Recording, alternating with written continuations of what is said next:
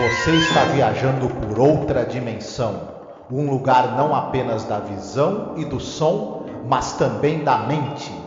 Uma jornada em uma terra maravilhosa, cujos limites são os da fantasia.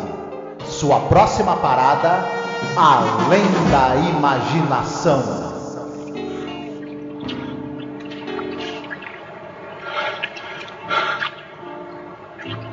Living man.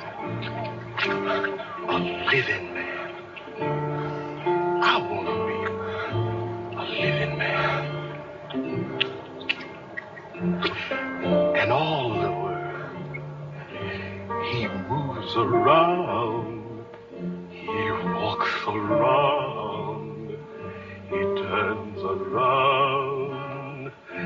I see each tree, I read each vein, I hear each bird upon each leaf, the buzzing flies, the splashing fish, they move around this living man, a living man, a living man. I wanna be a living man. Olá, ouvinte! Seja bem-vindo a mais um episódio sobre a série clássica Além da Imaginação. Eu sou a Angélica. E eu sou o Marcos. Hoje iremos falar sobre um episódio muito especial de Além da Imaginação. Tem vários detalhes, várias curiosidades. Esse é um episódio que não foi gravado na Cayuga e nos Estados Unidos, então ele já é notório por si só. Hoje falaremos do episódio número 142, no geral da série. É o episódio 22 dessa temporada e ele se chama An Occurrence at Owl Creek Bridge. Tradução seria uma ocorrência na ponte do Riacho da Coruja, né? Uma tradução literal. Pode ser que no Brasil tenha saído com um outro título, né? Esse episódio aqui é dirigido pelo Robert Enrico. Ele é uma adaptação de um conto do Ambrose Bierce. E teremos aqui um elenco assim não muito, vamos colocar assim, conhecido, né? E tal, no sentido de que ele não é um elenco recorrente de Além da Imaginação. Falaremos sobre isso. Mas ele tem várias coisas interessantes e peculiaridades que merecem ser mencionadas. Então, fica aí, tá? A gente vai tocar a nossa vinhetinha de apoio. Estamos chegando aqui ao final, gente, da nossa temporada, do nosso projeto. E mais do que nunca a gente precisa de você, tá? Para que nós possamos tentar montar esse computador. Vamos continuar aqui fazendo aqui a nossa campanha para comprar as peças do PC. Então a gente precisa do seu apoio, tá? Seja no Padrim, no Apoia-se ou via Pix também. Então, por favor, se você puder, nos apoie. Escute a vinhetinha que a gente já volta. Olá, eu sou a Angélica. E eu sou o Marcos. E hoje nós viemos aqui com um pedido muito importante para você que nos acompanha nesses quase 14 anos de podcast. Nos últimos tempos, o apoio que vocês têm dado pra gente tem sido muito importante, tem nos ajudado muito, e a gente pensou numa meta para poder modernizar a aparelhagem que a gente tem, para poder começar a fazer lives. Volta e meia fizemos algumas lives, principalmente agora durante House of the Dragon, né? E quem nos acompanha sabe que o nosso equipamento ele é muito rudimentar e dessa vez a gente quer tentar chegar numa meta aqui para poder pegar um bom notebook para que eu possa fazer as lives com o Marcos, fazer lives semanais, a gente gerar mais conteúdo, fazer mais coisas ao vivo, ter mais interação com os nossos ouvintes e espectadores. E óbvio, né, para você ter um notebook melhor, não é o computador positivo que eu tenho aqui na minha casa, é uma coisa mais cara, né? E detalhe, nem é um notebook de ponta, assim, o melhor notebook gamer, nada disso. É apenas um notebook onde eu possa fazer as lives, eu possa mostrar os vídeos, não travar, né, durante as lives. O ideal é que a gente tenha o dinheiro no local que não cobra taxa, porque aí você estará ajudando a gente, né? e não enriquecer algum banco ou alguma, né, operadora. Na verdade, um computador melhor também vai agilizar a edição dos programas, né? Exatamente. Então, eu peço, Marcos também aqui, que você nos apoie, tá? Como você pode apoiar? Você pode apoiar pelo Apoia-se, mas o Apoia-se tira uma cota, né? Tira um valor. Ou você pode apoiar via Pix também. Nos ajude a atingir essa meta, tá certo? Então a gente deixa aqui um beijo muito gostoso, um abraço muito apertado. Fiquem todos muito bem, se cuidem. Marcos, esse episódio aqui, como eu falei, ele tem tantas coisas interessantes para falar sobre ele. A história é até uma história de uma certa, colocar assim, simplicidade, né? No jeito como o Ambrose Bierce pensou essa história aqui, né? Que é uma história sobre vida e morte. Mas é tudo que envolve, né? A história é muito bonita, principalmente a questão de ser um curta premiado, né? Em Cannes, etc., né? Exatamente. Como você mesma já falou, isso é um fato muito inédito dentro da série. Isso não tinha acontecido, não vai se repetir novamente, de você ter um curta-metragem produzido em outro país, não foi produzido para a série. A gente pode até tratar disso se você quiser também, né? Já ia adiantando. Uhum. Que o produtor acabou assistindo esse curta, porque na verdade ele faz parte de um filme que é O Coração da Vida, Le Coeur de la Vie, né? Perdoe o meu francês. É um filme que esse diretor, o Robert Enrico, dirigiu em 62, se eu não me engano, 63, e ele assistiu ao filme, o produtor, e falou: olha só que legal, hein? O filme são 3 histórias do Ambrose Bierce que tratam da Guerra Civil Americana e do tema da morte, né? Que era um tema muito recorrente na obra dele. O produtor assistiu e falou: isso aí, eu quero apresentar isso aí na TV americana. E o produtor, até para falar o nome dele, foi o William Froug, né? Isso. E aí ele, né, estava já... não lembro se ele já estava trabalhando com Além da Imaginação ou se ele iria no ano seguinte passar a estar na produção da série também. E aí eles pagaram $20 mil para poder ter os direitos de exibição de 2 vezes, exibir 2 vezes esse curta como episódio da série. E foi o que aconteceu, e acaba sendo algo muito diferente dentro. Embora, se a gente for pensar, não querendo entregar já muita coisa, tem um elemento fantástico, tem plot twist, tem muito do que, de certa maneira, a gente tem como elementos comuns na série, né? Tem uma atuação muito, muito marcante da pessoa que faz o protagonista da história. O Roger Jacquet, né? Isso. Então, tem meio que, apesar de não ter sido feito para a série, tem um pouco do DNA da série nesse episódio, até mais do que episódios aí que foram exibidos, sobretudo na 5ª temporada, né? Nossa, o episódio é de uma beleza, né? Eu não tenho muita intimidade com a obra do Ambrose Bierce, né? Isso é importante falar, porque às vezes a pessoa acha que você conhece tudo. Eu não tenho, pouquíssimo, na verdade, né?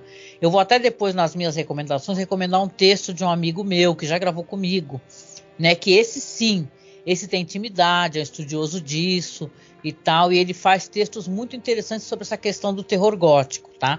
Uhum. Mas eu acho que é impossível a gente não reparar na movimentação de câmera, em tudo, na música, gente, porque tem uma música maravilhosamente linda, né? Que toca, tem quase nada de fala, é muito o som diegético, né? E tal, não tem. Dizem até que no original, talvez seja interessante colocar, porque foi editado para passar em Além da Imaginação. Custou mais $5 mil para poder fazer essa edição. E na edição, tem isso de vocês retirarem algumas coisas.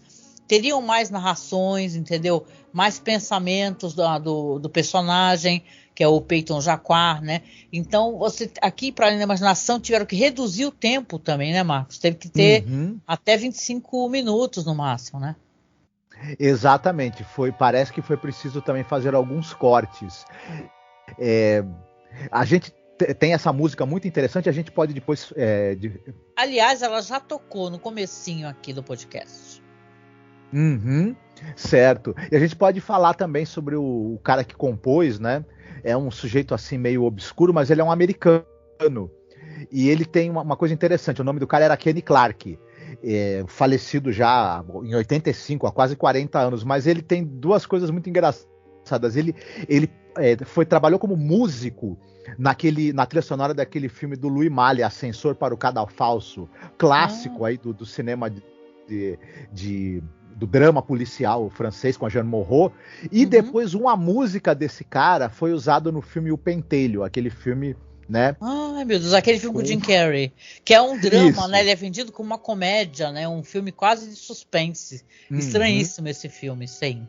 Isso, então enfim, mas é uma belíssima composição e ela acaba dando muito do tom do curta, né? Do que a gente vai ver em tela. E é muito interessante, né? Sim. Certamente. Sim, sim. Só rapidinho, já que você tocou nessa questão, antes da gente entrar em diretor, elenco, você falou do Ambrose Bierce, e rapidinho, só para situar também o público, o nosso ouvinte, quem não conhece, e até vai servir uma indicação de leitura, porque algumas coisas desse cara saíram no Brasil. O Ambrose Bierce, ele tá ali naquela grupo de escritores de horror, grotesco, suspense, americanos ali final do século XIX, início do século XX, em que você tem os três nomes máximos são Edgar Allan Poe, H.P. Lovecraft e o próprio Ambrose Bierce. Só que ele é menos conhecido no Brasil, né? Menos lido. Verdade, sim, sim. E ele é um cara que, na verdade, só para não me estender demais, ele foi militar, ele lutou na Guerra Civil Americana, mas ao longo da vida toda dele ele foi jornalista. E ele foi muito conhecido como jornalista em vida. Ele era considerado um dos maiores jornalistas dos Estados Unidos. Olha. Ocorre que ele ficou tão horrorizado, tão traumatizado com toda a monstruosidade que ele viu na Guerra Civil, que ele, ao longo de mais ou menos 3 anos, entre 1888 e 1891, ele começou a escrever loucamente ficção, que coisa que ele não escrevia. Ele era poeta e jornalista, ele não era um escritor de ficção. Ele começou a escrever histórias sobre a guerra, mas com elementos de horror psicológico, com elementos mórbidos, porque ele queria meio que ter uma válvula de escape para isso que estava na cabeça dele, que ficou... Precisava exorcizar, né? Isso, ele queria exorcizar. O conjunto de histórias que ele escreveu nesses 3 anos é considerado um dos maiores libelos anti-guerra e anti-militar já escritos, sobretudo na literatura americana, é considerado o maior. Ele também era um cara que ele colocava elementos de sátira e humor nas histórias que ele escreveu, nessas histórias inclusive. E ele escreveu também um famoso Dicionário do Diabo, que foi publicado no Brasil, em que ele pegava os verbetes e colocava, em vez dele colocar e eram verbetes assim sobre questões do cotidiano, sobre política, sobre comportamento, só que ele, em vez de colocar o verdadeiro significado, ele colocava um significado, digamos assim, olhando pelo lado mais sacana, mais ordinário da coisa. Ele meio que revelava a verdade que num dicionário não estaria, né? Escrito daquele jeito. E por isso que é o Dicionário do Diabo. Imagine que se fosse o diabo escrevendo um dicionário e falando, olha, o que é o amor, o que é o ódio, o que é a honestidade. Só que você imagina o diabo falando isso, descrevendo essas coisas. É muito interessante. Vale muito a pena ler tudo que esse cara escreveu. E só para completar, a vida dele já daria uma grande história de aventura, porque ele... depois quando ele já estava com uma certa idade, ele resolveu, e ele continuou trabalhando como jornalista, ele resolveu fazer uma viagem pelos locais ali onde ele teria lutado na guerra, para relembrar, né, esse passado dele como soldado ali na Guerra Civil. Ocorre que aí ele foi também, ele passou ali pela fronteira com o México, foi até Juárez no México e tudo mais, e ele encontra o exército do Pancho Villa. Né? Sim. E ele, que meio assim, né, o jornalista dentro dele e falou, caramba, é interessantíssimo a marcha desse exército aqui e tudo mais, esse exército revolucionário, isso aqui dá uma baita de uma história para ser coberta, né, como uma história jornalística, né, uma cobertura jornalística. E ele resolve perguntar se ele não poderia acompanhar, né, o exército do Pancho Villa para fazer como observador e para poder registrar enquanto jornalista. E ele vai mandando cartas para a família. Tô aqui, vou acompanhar os caras na marcha deles, vou registrar tudo, etc. Só que ele acaba registrando, inclusive, confrontos que o Pancho Villa acaba tendo com o exército mexicano e tudo mais, com as autoridades e etc. Só que um belo dia o cara desaparece. Ele desaparece sem deixar rastros, o Ambrose Bierce. Caraca, meu. Olha, isso é muito estranho, né? Quando você contou pra mim, eu falei, o que aconteceu com o cara, né? Mas será que o cara morreu ali no meio das contendas ali do Pancho Villa? Impressionante, né, meu? Uhum. Não, e é engraçado, um cara que ele participou de enquanto ele esteve na guerra, detalhe, ele não foi na guerra civil, ele participou de um monte de batalhas que foram, ele lutou pela União, né, que foram absolutamente sangrentas, e o cara sobreviveu, mas ele foi querer cobrir uma guerra como jornalista, aí já era. Nossa. Não, deixou legado, né, recordado não muito no Brasil, mas no mundo inteiro, né. O Rod Serling, ele era um fã fervoroso do Ambrose Bierce, sabe? Então, quando foi apresentado para essa oportunidade, ele entendeu isso como exatamente uma oportunidade, sabe? Né? E ele apresenta pela primeira vez em 5 anos, ele fala isso, pela primeira vez em 5 anos, nós estamos aqui apresentando um projeto que não foi feito por nós, né? São de outras pessoas, né? É uma oportunidade do público conhecer essa história, conhecer o Ambrose Bierce. Então é muito legal, você vê claramente que ele tem muita admiração, né, pelo Ambrose Bierce, né? Ele próprio um escritor, né, fabuloso, né? Tem o Jean Beaufort, né, que você não comentou, que ele está acreditado aqui como um diretor de fotografia, sabe?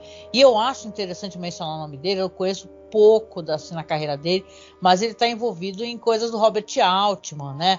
E tal, ele ganhou um prêmio César de fotografia, e ele dá para ver, porque tem uma questão de fotografia, enquadramento, escolha de enquadramento, que dá um diferencial muito forte para esse episódio aqui.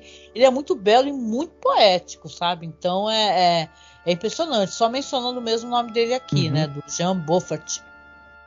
Sim, esse conto especificamente que foi adaptado, que é uma ocorrência na ponte Oak Creek, ele é o conto mais famoso do Ambrose Bierce, ele é o conto que mais apareceu em antologias, é o conto que mais teve adaptações, porém, parece que eu não vi todas, obviamente, né? São várias ao longo dos anos, tanto de adaptações independentes, curtas independentes, quanto mesmo produções com mais orçamento, produções de pessoas conhecidas e tudo mais, mas parece que nenhuma conseguiu essa qualidade que essa adaptação, que na verdade foi feita na França, obteve. E virou mesmo esse curta, ele é lendário, ele concorreu a prêmio em Cannes, concorreu a Oscar e tudo, e tá aí entre os curtas mais famosos aí de todos os tempos, né, dos curta-metragens. É uma coisa muito interessante como a fama desse curta acabou acontecendo também por conta da exibição como episódio de Além da Imaginação. Hoje, o diretor, a gente vai até poder falar dele, ele é mais lembrado por ter dirigido aquele filme Os Aventureiros do Alain Delon e por esse curta, né? Ah, legal, pô. Legal as pessoas terem chance, né, de conhecer, né? Às vezes a pessoa não consegue, né? E, pô, Alain Delon é muito famoso, né?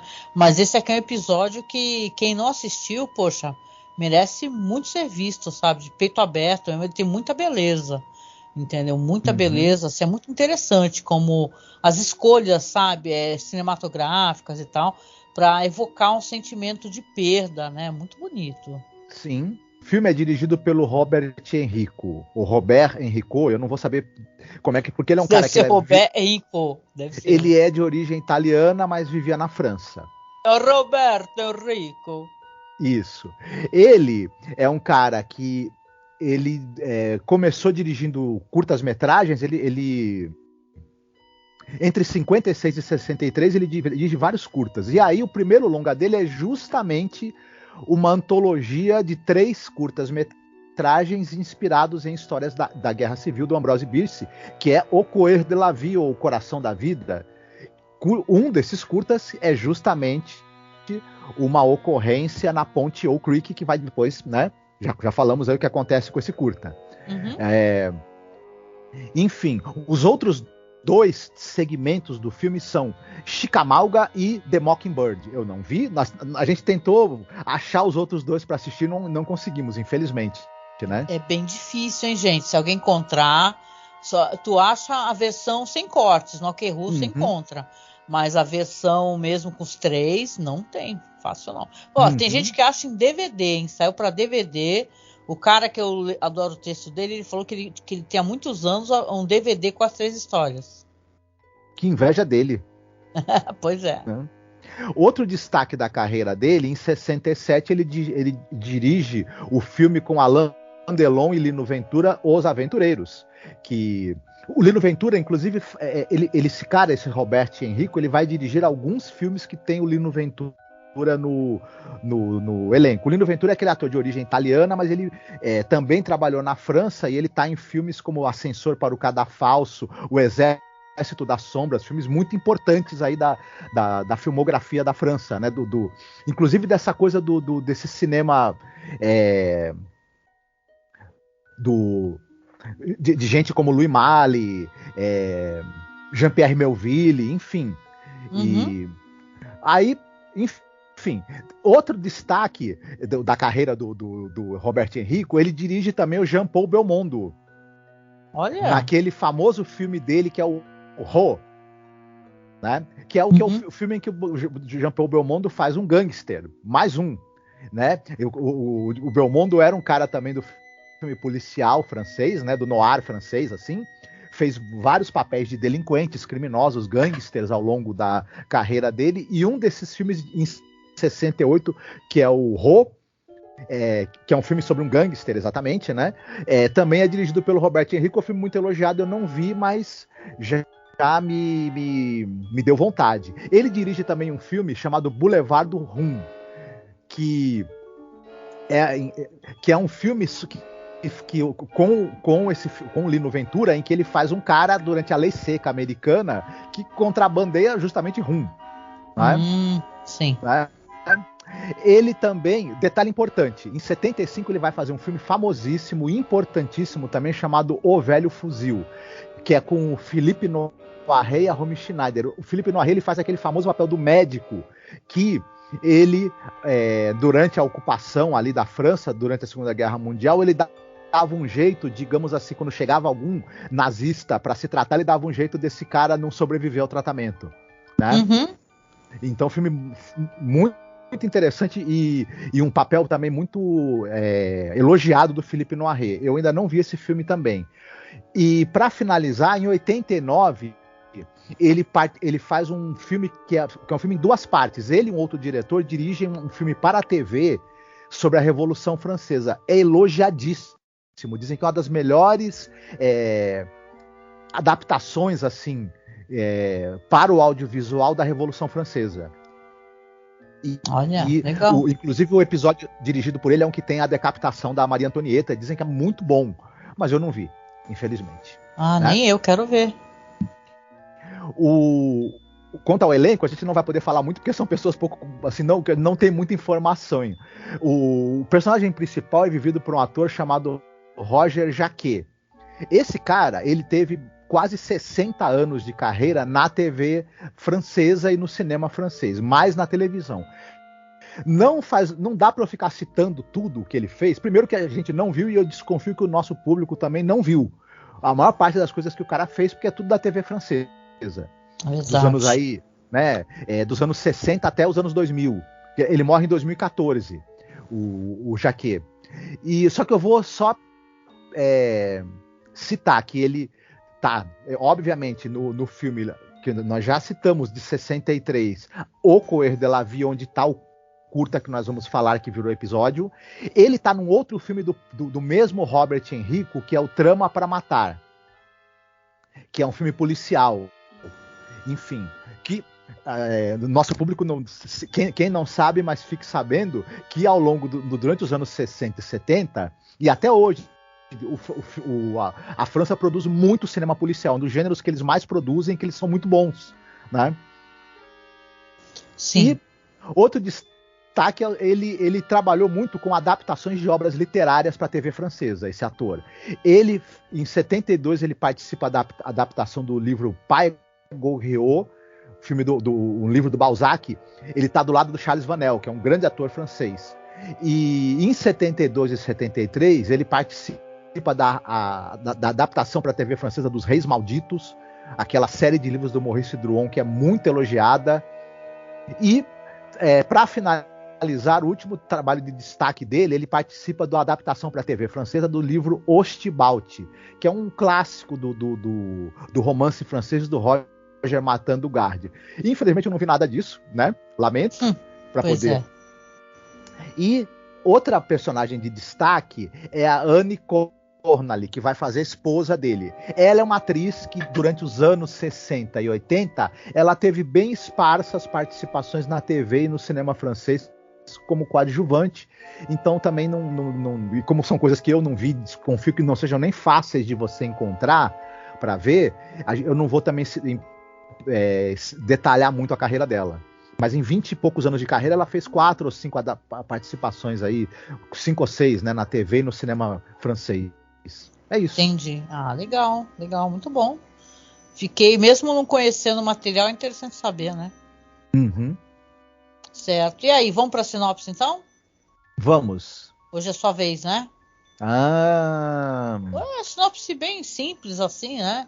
Pode deixar talvez só o final mesmo, plot twist mesmo. De resto, a gente examina aí o que é interessante. Tem tanta coisa legal, né? Vamos ver o que a gente pode apontar. Nossa história se passa durante a Guerra Civil. O nosso personagem principal é o Peyton Farquhar. Ele é um sujeito que...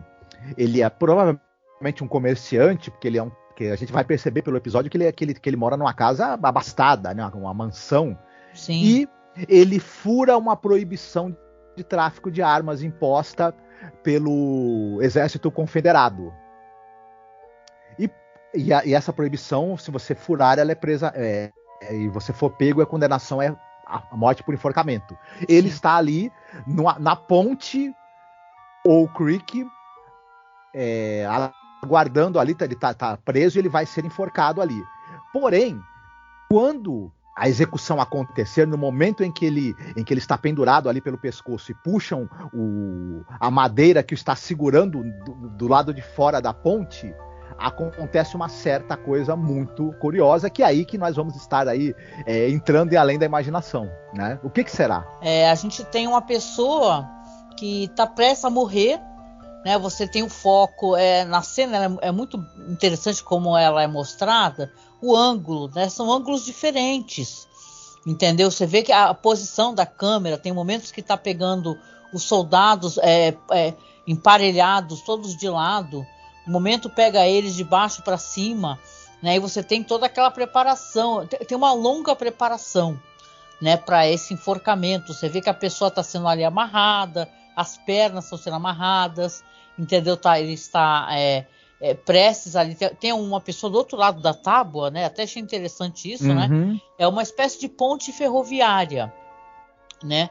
E é deixado um pouco claro, assim, até porque tem um papelzinho avisando que qualquer pessoa pode ser punida, inclusive um cavalheiro, como parece ser o caso desse personagem, né? Uma pessoa que tá fazendo comércio ali e é proibido, né? O Ambrose Bierce, ele tá falando sobre a morte, mas está falando sobre a vida, porque a gente vai ter toda essa preparação, os caras ali perfilados, eu sei que lá, atenção, armas e tal, e saca todo aquele longo preparativo para poder soltar essa pessoa, e na hora que ele é solto, né, aí vem a surpresa, porque o cara sai de cima da tábua e ele realmente vai cair com tudo na ponte, né? só que a corda se parte, né, Mar? Nesses momentos que ele cai na água, entendeu? Que ele vai tentar soltar desesperadamente as pernas, né? Que estão amarradas em vários pontos, tirar a bota.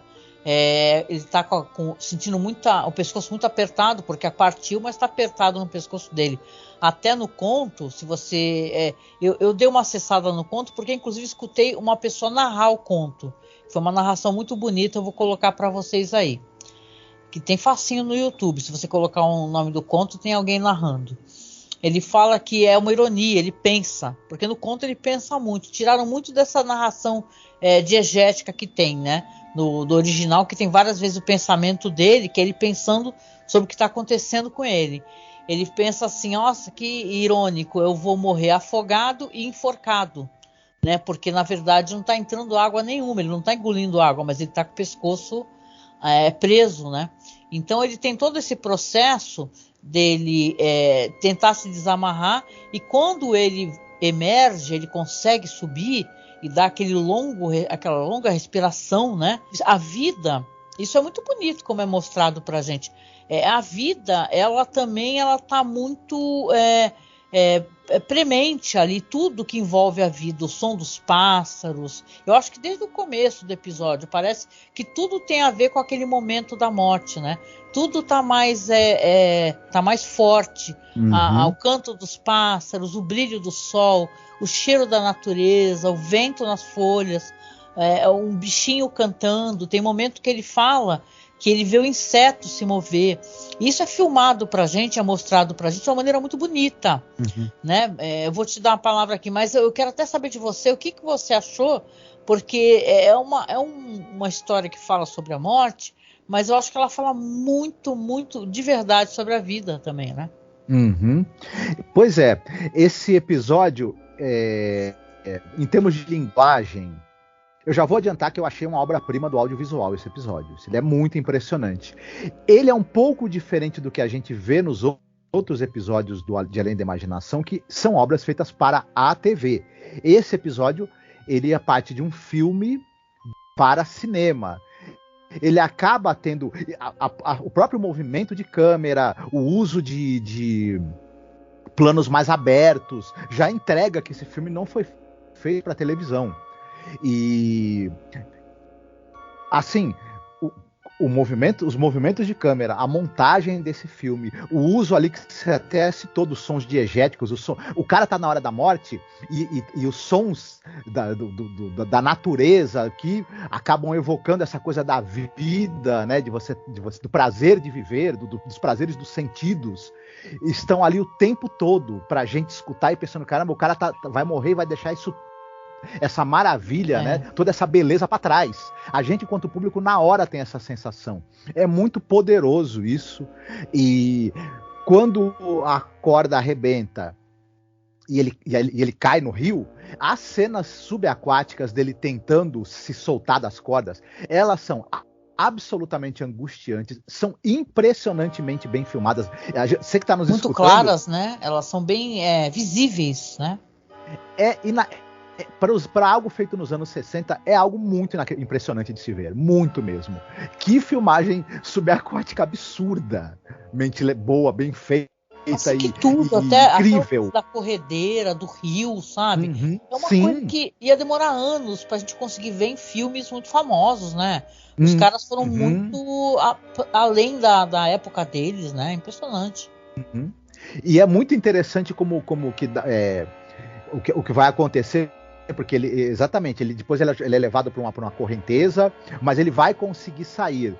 E quando ele consegue sair da água, o pessoal os soldados que estavam lá para cumprir a execução, eles estão tem um pelotão com rifles, né, rifles da época, os mosquetes lá, né, com canhão. Ele vai ser perseguido pela essa artilharia, vão tentar acertá-lo. E o curta é muito inteligente, porque ele vai intercalando momentos em que ele está ali sendo atingido pelo prazer de estar vivo, né, de descobrir que está vivo, e pelos sons e cheiros da natureza, e vai tocando essa música, né, eu sou um homem, estou vivo, né? Nossa, essa música é linda. Acho que a gente tinha que parar um instante assim, só para poder refletir a beleza dessa música, que ela evoca o jeito que a voz masculina canta. É um prazer tão grande, né? De assim, estou vivo, né? Estou vivo, né? Qual é o nome da música? A Living Man, né? Um homem vivo, algo assim. Um homem vivo, né? E o jeito como ele fala, que ele pronuncia a palavra estou vivo, é de uma beleza, né? É sem palavras, assim. E a gente sabe que assim, o que nos equilibra, né? É a morte, né? É o fato de nós sermos todos humanos, né? Não só a morte, mas o fato de todos nós sermos humanos. Então todos nós vamos passar por isso, né? Então naquele momento, que é o momento onde ele está aspirando a vida, ele está repleto de vida, é uma coisa muito impressionante, porque vem a música é tocada em vários momentos, né? Não somente a música, como ele começa a ter, ele tem um flashback, que eu queria até comentar esse flashback, porque começa com esse e depois vão ter outros, né? Porque ele vê uma mulher sentada, assim, uma mulher lendo, uma criança, você vê que tem uma criancinha, é uma cena assim que é bom você parar e analisar. Tem uma criancinha e tem uma menininha num balanço, assim, a mulher está sentada numa cadeira de balanço, a criança também num daqueles balanços, tudo evoca, se você for parar para pensar, enforcamento, né? O balanço da corda da menina, o balanço da cadeira que a mulher está sentada, a criança que está correndo e ao fundo uma pessoa escravizada, negra, né? Porque sim, é uma daquelas casas do sul, né? Eles lutaram por isso, pelo direito de poder escravizar as pessoas, né? Então você tem tudo isso em uma cena, em uma recordação dele. E depois a gente vai acompanhando ele tentando sobreviver àquela correnteza, aquele rio caudaloso, né? O pessoal até faz uma referência, Marcos, a essa cena que aparece da mulher sentada com o filme Nascimento de uma Nação. Uhum, é verdade. Lembra muito realmente o ângulo, né? E a construção da cena. Sim. Né? Possivelmente até pode muito bem ser uma referência, inclusive, né? Tenho certeza. Então, mas é isso mesmo.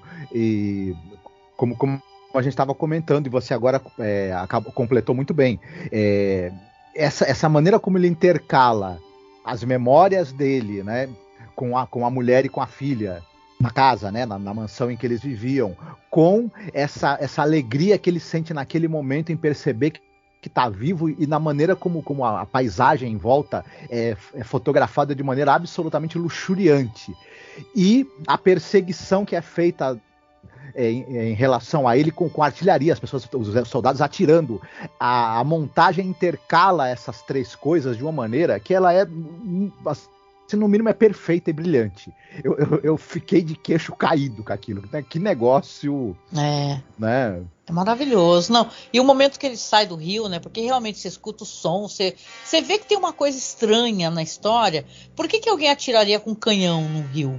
E um homem que pulou na água, né? Então tá tudo, começa, sabe, a estranheza a aparecer. E o momento que ele sai, que ele consegue sair do rio, ele para ali naquela prainha de areia grossa e ele pega aquela areia, aperta com força com as mãos, joga para cima, roda nela, grita e tal. Ele tá profundamente enlouquecido de felicidade, né, por estar ali, né, e ele está aproveitando aquilo fortemente, né.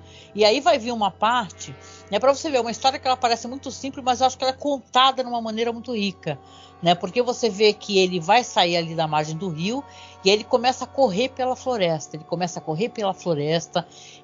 correr por um longo corredor, né, de árvores também todas enfileiradas, né, criando aquele espécie de túnel todo arborizado. É incrível, a cena é incrível, e você fala na hora, eu já até falei, puxa, isso aí parece uma propriedade rural, né, de pessoa rica, porque isso daí são árvores que alguém plantou, né, propositalmente para estarem ali todas retinhas. E no conto é interessante, eu estava dando uma lida, que ele mesmo se espanta com isso, né, porque você vê como a fantasia ela vai se infiltrando no que está acontecendo com ele, porque ele tem vários pensamentos, no conto ele pensa muito, os pensamentos dele estão presentes, ele acha estranho, né, porque ele não lembrava que aquele local tinha uma floresta tão enorme, interminável. Ele está indo correndo em direção à casa dele, Você entende isso, né? Porque afinal ele teve visões da mulher, né? E tal, da esposa dele. E você vê que ele vai correndo, e aquela natureza é quase de sonho, né? É tudo muito bonito, né? A natureza, e ele correndo, e o sol brilhando entre as folhas e tal, e ele vai, corre, né? E a gente vai se encaminhando para o final da história, porque o final disso tudo é ele encontrar o quê? Ele encontrar os portões da propriedade dele, né? Que portões são esses? Será que esses portões eles significam uma outra espécie de entrada para algo? Né? E você vê que quando ele entra, ele vai se aproximar da casa e aí você vê algumas saias, né? Descendo uma escada e uma mulher se aproximando e fica aquela cena, né, Marcos, em looping, né? Dela se aproximando dele, e ele com os braços estendidos, e ele berra o nome dela, né, e tal, e ela também está se aproximando dele.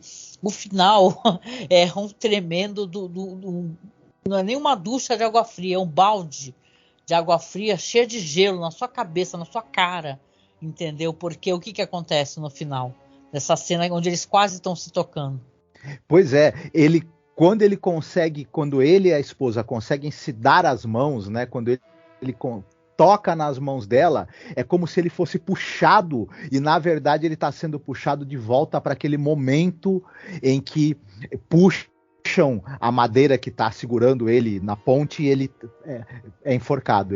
Na verdade, a gente acaba descobrindo que aqueles instantes quando ele foi içado pela forca até o momento em que ele morreu, aquilo foi digamos, aqueles poucos instantes de vida que lhe sobraram, ele viajou em imaginação, em memória, em desejo, né, para perto dos seus entes queridos, mas foi um único instante, porque depois ele está morto. É um instante entre o momento em que o homem sai de cima da madeira e ele vai tá caindo para poder ter o pescoço quebrado. Né? Nesses instantes ele sonhou isso tudo. Ele sonhou com a vida, com a possibilidade da vida, com a possibilidade de encontrar a mulher, de encontrar os filhos, de passar pela natureza, de sentir o toque da areia, de sentir o calor do sol. É uma coisa assim. Você vê aí, quando você vê a história que você contou do Ambrose Bierce, né? É fácil para alguém que passou pela guerra, e a guerra é um inferno. Não existe possibilidade onde a guerra seja boa, né? Só na cabeça de gente louca, né? Que a guerra é uma coisa boa, né? Então as pessoas sofrem miseravelmente de dor, morrem, né? Então quem passa por isso costuma ansiar desesperadamente pela vida, né? A vida tem muito significado, cada pedaço de comida, cada, sei lá, momento onde você pode respirar, entendeu? E não tá sentindo o cheiro de, sei lá, de gente morta, ou de sangue, ou de pólvora.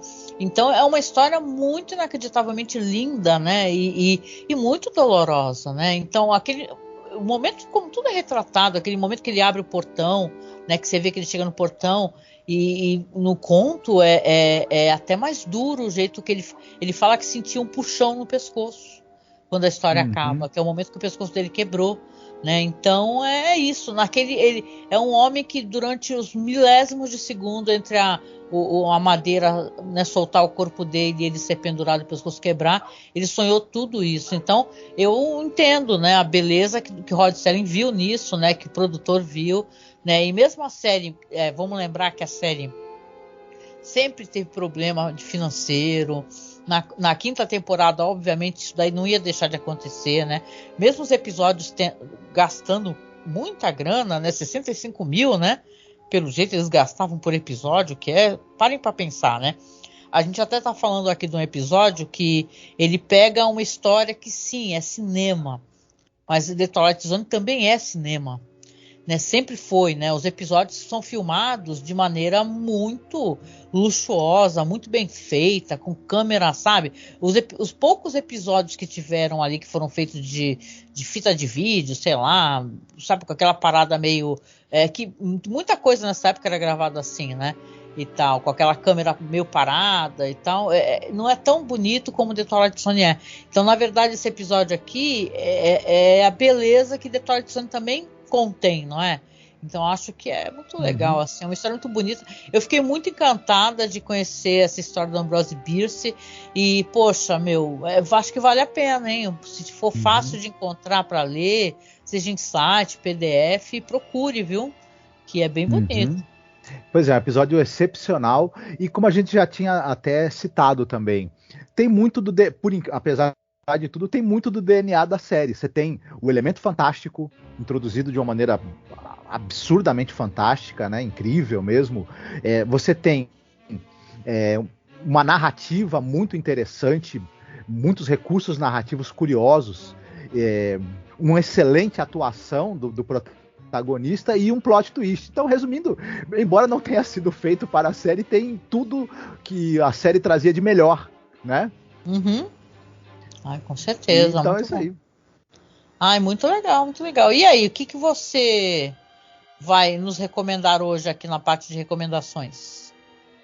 Eu vou roubar bastante dessa vez, não tem como eu não fazer isso, porque eu vou recomendar, na verdade, rapidinho 3 coisas. Eu gostaria de lembrar que essa temática da pessoa que não sabe que morreu, ela já apareceu antes em Além da Imaginação, sobretudo no episódio 16 da primeira temporada, The Hitchhiker, né? Aquele episódio com a Inger Stevens. Então, nossos ouvintes aí talvez lembrem desse episódio e tudo mais, e vale a pena dar uma revisitada nele, né? Ah, legal, pô. Muito bom.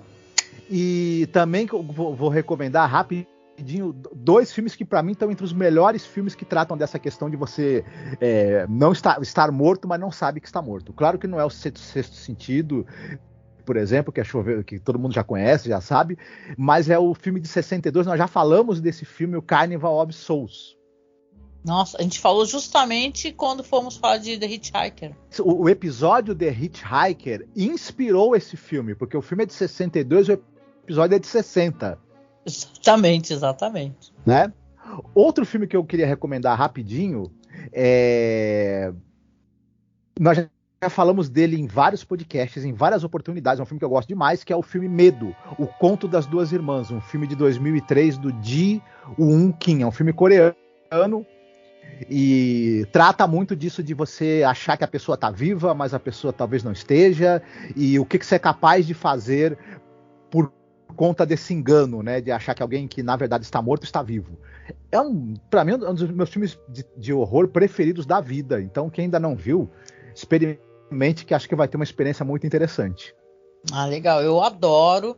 A gente já fez podcast, viu? Porque a gente gosta muito de terror asiático, né? Então já falamos sim de Medo, né? Só procurar. A gente tem especial. O primeiro especial de Halloween da gente foi falando sobre terror asiático. Então tem tanta recomendação boa.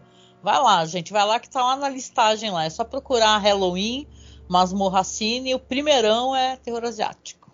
Muito bom. Muito bem, e você? O que você tem para recomendar? Olha, eu vou recomendar uma coisa que eu não sei se eu já falei aqui dentro desse projeto, mas eu gosto muito de terror e pesquiso terror, e volta e meia a gente faz podcasts, né, sobre terror, né, como eu falei, terror asiático, e a gente fala terror gótico. E eu conheci uma pessoa maravilhosa, que é o Rodrigo. Ele tem um blog chamado Reminiscências de um Lorde Velho. Pessoa fantástica, e ele gravou comigo na época, contigo também, sobre aquele filme Ghost Story, lembra? Foi muito bonito, né? E tá com a Rooney Mara, né? E aí depois eu fui gravar com ele um especial sobre um cara que eu fiquei fascinada, que é o M.R. James. Ele é um cara importantíssimo, né? Que o período dele é do século XIX. E ele é tipo tão importante, né, lá no Reino Unido como Charles Dickens, por exemplo, né, que escreveu a Christmas Carol, né. O M.R. James, ele é famoso e notório porque também tem uma tradição da TV britânica, da BBC, que é o Ghost Stories for Christmas, né.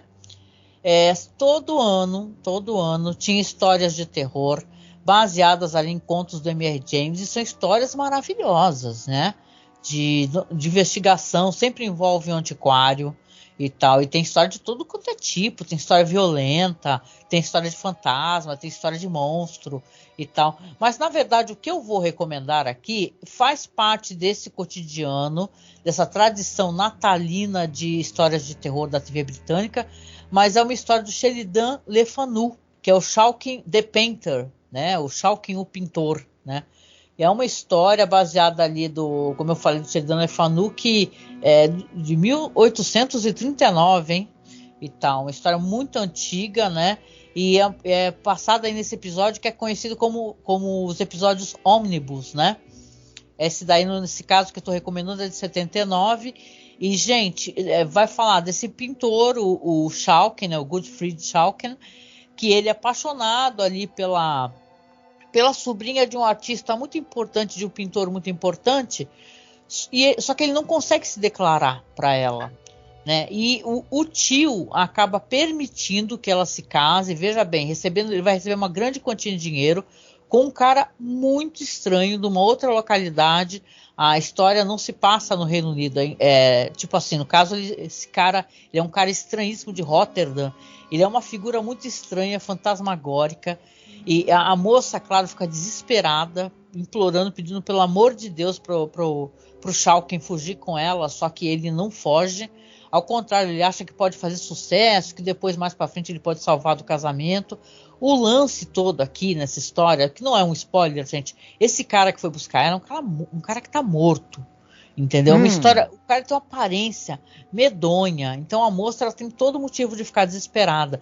Mas o episódio ele é tão bonito, o jeito como ele é filmado, porque esse pintor, né, ele tem uma coisa e detalhe, tem a ver mesmo com as pinturas dele. Ele utilizava a luz, ele fazia uma espécie de pintura aonde eram pinturas assim, que as luzes das velas tinham uma importância, né, no jeito como ele pintava os personagens à luz de vela, sabe? E o episódio ele emula isso, né? Não sei se tu lembra, claro, e que ele é de uma beleza, a questão como ele mostra uma história que evoca a própria pintura do cara, né? É muito bonito, isso daí é uma história de fantasma tenebrosa, né? E dirigida ali pelo Leslie Mahoney. Ele evocou justamente o jeito como o cara pinta, né, Mar?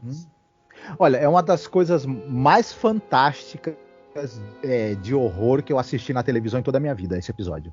Maravilhoso. Olha, quem não viu, veja agora. É incrível. Eu acho que vale a pena a gente até...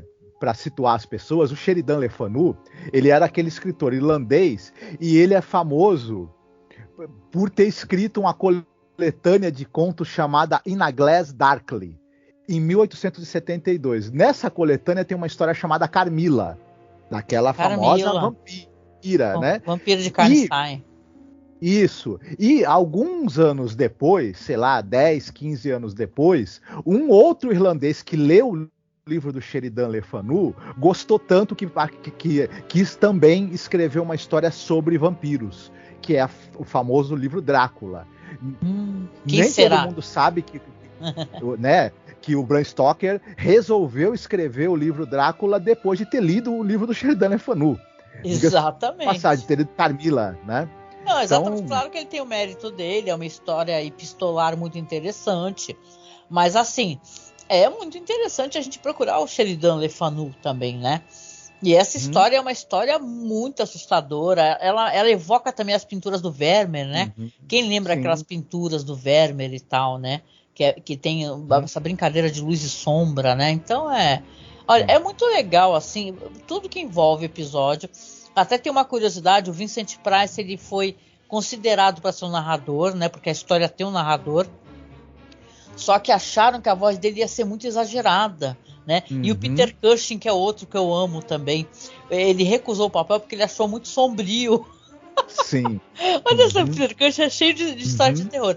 E no final acabou ficando o Charles Gray, né? Que foi escalado para ser o narrador da história. Mas, olha, é uma história maravilhosa. E se você não conhece, procure, por favor, o nosso podcast, que a gente tem lá o nosso especial de Natal, gente. Fizemos no Natal o Ghost Stories for Christmas, que o meu amigo aí, o Rodrigo, maravilhoso, ele publicou no site dele todos os episódios, inclusive os episódios ônibus, que são esses episódios aí que não são o Ghost Story for Christmas, mas se passaram também nessa época aí, tal, em qualidade boa, né? Vale muito a pena. A gente assiste todos, desde o Assovia Eu Virei, é muito bom mesmo. Uhum. A TV inglesa, ela tem coisas de altíssima qualidade, e esse Ghost Stories for Christmas é um exemplo. E só completando a descrição que você fez tão boa do episódio aí do Shulk and the Painter, pra mim, uma das mais perfeitas adaptações de um texto literário que eu já vi. Tá louco. Eu fui ler o conto e olha, é impressionante como ele transmite a mesma sensação que o conto. É muito bom. Eles são muito preciosistas, viu? O jeito como eles têm... O M.R. James, aliás, eu ganhei de presente de Natal do meu filho, né? Maravilhoso. Ele me deu os livros, né? Porque saiu pro Brasil, né? E eu ficava lamentando muito, que eu queria muito poder ler, né? Eu sempre tenho isso, né? Reclamo e tal. E eu ganhei de presente, né? E você vê que, cara, o jeito como ele conta as histórias e o jeito como o pessoal da BBC filmou, que as figuras do M.R. James, elas sempre ficam ao longe te observando. O terror que ele coloca é uma coisa que ela é gradual, sabe? A figura te observa ao longe, você vê que tem alguém te observando. Vocês lembram daquele lindíssimo filme da Deborah Kerr, né? Os Inocentes? Tem um dos momentos no filme que, na minha impressão, imita muito o que o M.R. James fazia, que era justamente a figura te observando ao longe. E é um dos momentos de horror do filme, né? A figura observando a criança ao longe e a babá. Então é assim, só para reduzir, né, que a gente acaba se estendendo, é incrível. Quem não conhece mesmo, vale a pena. Eu vou deixar linkado aqui no YouTube, aqui abaixo, ou aqui no feed do podcast. Então é só você ir na publicação, porque vale a pena conhecer, gente. É um material, assim, para quem gosta de literatura e de terror, é muito precioso, tá? Vale a pena assistir, vale a pena ler. É só ir atrás que vale a pena, galera. Muito bem, procurem, porque... E o M.R. James, ele demorou um pouco até ser publicado, né? Coletâneas, assim, mais completas dele no Brasil. Infelizmente, o público brasileiro acaba não conhecendo muito, porque as editoras não se animaram tanto, né? Sai muito em Portugal, né? Em Portugal sai muita coisa facilmente. É por isso que eu fico brincando, falo assim, gente, se sai coisa de The Twilight Zone em Portugal, e você é de Portugal, manda pra mim. Porque saem coisas lá do Charles Beaumont, entendeu? Tipo, coletânea dos contos de Charles Beaumont que saiu para além da imaginação. E não sai no Brasil, cara. Não sai. É assim, não sai mesmo. O mercado de livros no Brasil, apesar dele ter crescido muito, dele ter evoluído muito ao longo do tempo, ele ainda é assim pequeno, ele ainda é pouco abrangente, a variedade que você tem ainda é, e muita coisa importante ainda não é editada, não é mais, não tem edição mais recente, é uma pena, sabe? Então realmente muita coisa que as pessoas podem tá atrás vão acabar achando edições portuguesas, né? E agora com o valor que o euro tá, então já ficou também proibitivo, né?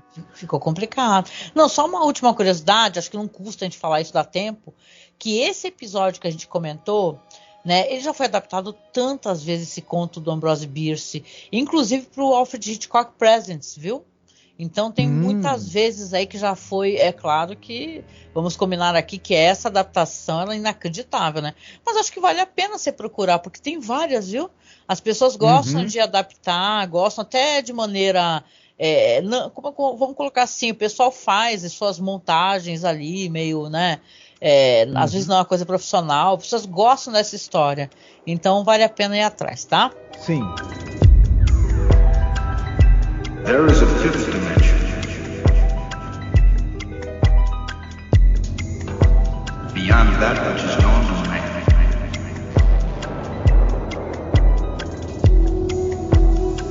It is a dimension vast as space.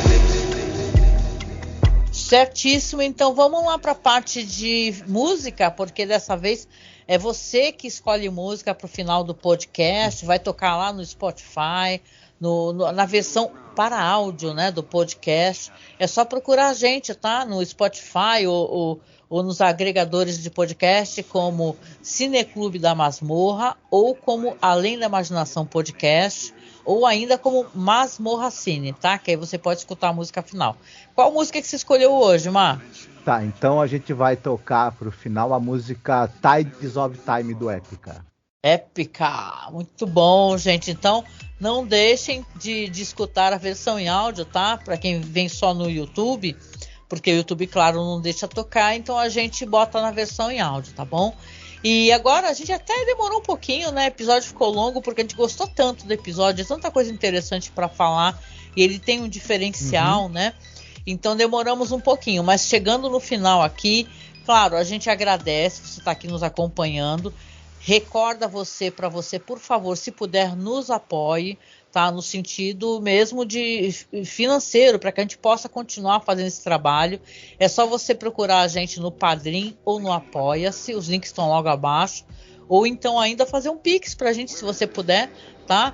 Acima de R$10 você já está automaticamente participando do sorteio.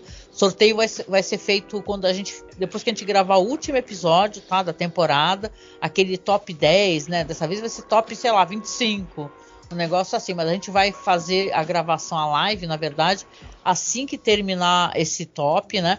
Então você nos apoiando com mais de R$10, você já participa automaticamente do sorteio. Se você puder, se você não puder, tudo bem. Você compartilha o podcast, ajuda a gente a divulgar o nosso conteúdo, que a gente já fica muito, muito grato, tá? E, né, Marcos, deixar então para vocês um abraço muito gostoso, muito apertado. Estamos aí, hein? Rumo aí ao final dessa temporada e do nosso projeto. Logo mais vamos ter o quê, hein? O que a gente vai fazer depois do Rod Serling? Vamos pensando juntos aí, tá? E, Marcos, quer deixar um recadinho pro final? O recado que eu tenho é pra gente valorizar o tempo de vida que nós temos, né? E o que nos é precioso na nossa vida ainda. E também, se possível, na vida dos outros, né? E esse episódio traz essa reflexão, né? Ai, sim, não, eu tava conversando contigo, né, que a gente não olha pro céu, né, isso parece uma coisa tão boba, né, mas você olha pro céu, você vê a cor do céu, você respira fundo, quando você não precisa estar no meio da natureza, da floresta, ou na praia, mas quando você tá próximo a alguma coisa de natureza, você respira fundo, você olha para cima, a gente vive olhando muito pro chão. Eu sempre falo isso, a gente vive trabalhando e preocupado com dinheiro, com isso, com aquilo, que eu tenho isso e aquilo para fazer, e a gente não absorve o ambiente que a gente está, no sentido de olhar para o céu, de olhar para fora um pouco da nossa realidade, que às vezes é muito angustiante e muito apressada. Então, se você puder, independente da sua, né, qual categoria financeira que você tiver, nós, por exemplo, aqui somos duros, né? E tal, mas não tem essa, entendeu? Tira aquele momento para sentir a maresia, se for possível, ou até para brincar com o bicho, ou chegar perto da natureza, sentir o cheiro de uma folha. Essas coisas são importantes, né? Isso é uma coisa que esse episódio ensina, é a importância da vida, né? Claro que a morte ela é certa, né? Mas a vida está aqui, né? Estamos presentes e vivos, né? Então vamos, né, absorver um pouco mais da vida e do mundo, né? Não ficar só pensando em política e desgraça e tal, né? Isso é importante. Você tem toda a razão de recordar, Marcos. A morte é certa, porém ela está no horizonte do futuro. E, apesar dela ser algo que é certo, que chega, não existe nada mais certo e concreto do que o presente. E no presente estamos vivos, né? Exatamente. Um beijão para vocês, então até o próximo episódio de Além da Imaginação, tá? Até lá, fiquem bem. Tchau, tchau.